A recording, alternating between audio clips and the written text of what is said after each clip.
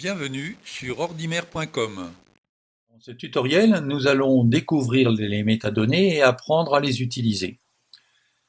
Alors tout d'abord, qu'est-ce que c'est que les métadonnées? Ce sont des informations qui décrivent dans le détail tous les fichiers qui sont sur mon ordinateur. Par la date de création du fichier, le nom de l'auteur, l'appareil de photo dans le cas d'une image, le titre de l'album dans le cas d'un fichier musique, le titre du texte dans le cas d'un document Word, etc., etc. Et ces métadonnées sont partie intégrante et complètement imbriquées dans les données du fichier. Alors où est-ce qu'on les trouve? Eh bien, je vais utiliser l'explorateur. Il suffit de trouver un fichier, et pour cela, je ne vais pas aller dans les bibliothèques, pour la simple raison, c'est que je trouverai bien les métadonnées, mais je ne peux pas les modifier. Je vais aller dans le dossier réel où sont classées, par exemple, mes images. Je vais aller dans Ordimer, Décossal, 21 juillet, et là j'ai quelques images de la décoration du local du club informatique. Si je prends cette image-là, je vois que dans le volet de visualisation apparaît l'image en question. Et pour faire apparaître les métadonnées, je vais dans le ruban de l'explorateur, dans l'onglet affichage, et je sélectionne volet des détails. Immédiatement, je garde toujours l'icône de la photo et je découvre toute une série d'informations concernant mon fichier. La date, la dimension de la photo, le nom de l'appareil, les réglages de l'appareil, la focale, la vitesse, l'ISO, etc. Donc énormément d'informations concernant cette photo. Il se trouve que j'ai ici, dans les différentes données de ma photo, un espace qui s'appelle mots-clés.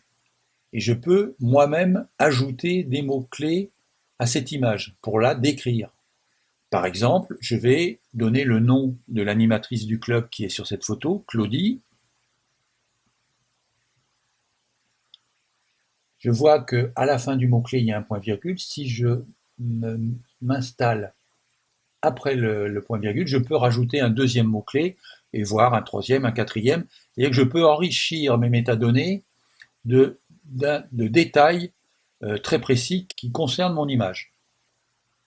Je vais rajouter formation Windows 8. Une fois que j'ai rentré les mots-clés, je n'oublie pas d'enregistrer pour ajouter ces éléments aux métadonnées du fichier. Et maintenant, on va découvrir à quoi ça peut servir. Il arrive souvent que lorsque je suis sur mon explorateur, j'ai besoin d'un fichier et que je ne me souviens plus très bien à quel endroit il a été sauvegardé. Eh bien pour cela, je vais utiliser l'outil de recherche qui est ici, et l'on verra dans un autre tutoriel comment faire des recherches de fichiers en utilisant tous les critères de recherche à ma disposition. Là, je ne vais utiliser que le critère de mots-clés. On va se mettre dans Images, je vais aller dans la fenêtre de recherche et je vais taper le mot-clé Claudie si je veux retrouver mon image. Et je vois que instantanément, l'image en question apparaît ici. Si je vais dans Affichage, volet de visualisation, c'est bien mon image. Et si je choisis volet de détail, je retrouve bien les métadonnées de ce fichier. Voilà ce que l'on peut dire sur les métadonnées. Rajoutons qu'il y a deux aspects à ces métadonnées, du bon et du moins bon. Le bon, c'est que, on vient de le voir, cela permet d'utiliser les métadonnées pour faire des recherches très poussées sur un fichier qui se situe sur mon ordinateur.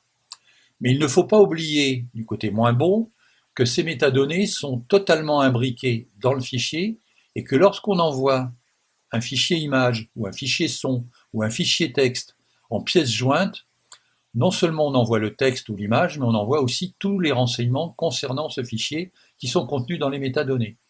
Idem si on met une image sur les réseaux sociaux ou sur des lieux de partage de fichiers. Donc il faut retenir que ces éléments importants de connaissance des fichiers peuvent être mis à la disposition d'autres utilisateurs sans bien y prendre garde. Nous avons vu ce qu'étaient les métadonnées sur un ordinateur et je vous dis à bientôt pour un autre tutoriel sur ordimer.com.